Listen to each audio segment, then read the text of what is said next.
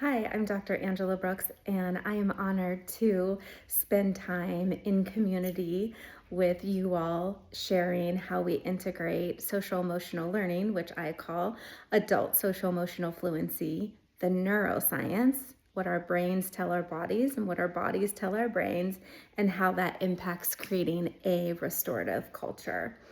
I have spent the last 3 decades um, focusing on adult cultures in order to help the youth thrive. And we know the research, we know all the pieces in the research around culture. What we don't have and what Lift provides is that blueprint of how the adults can come together and focus on their leadership of self, leadership of others, and ultimately leadership in community. And once our adults build capacity and are living and modeling what we want from our youth, that is when we know our culture starts to thrive. I always ask the questions in my learning sessions. How do we know? How do we know when we've reached the pinnacle or the optimal place in our school culture? And I like to share, we know when our kids can call out the adults for not modeling and doing the things that we expect the kids or our youth to do.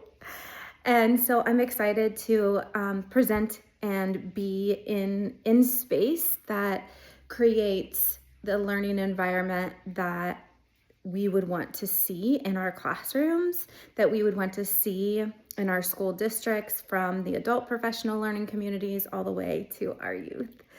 Um, and we do that by integrating our social emotional fluency, our own self-awareness, our own emotional intelligence, strategies to build the decision making that, what might be triggering us, how we move through decisions, and how that impacts conflict resolution with each other as the adults.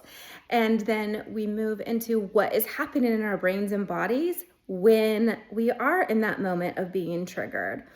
And how we show up in leadership of self ultimately impacts our leadership of others and leadership in community.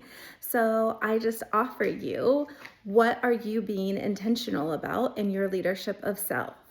What have you intentionally worked on, or do you want to work on when you think about leadership of others? What do you want your impact to be?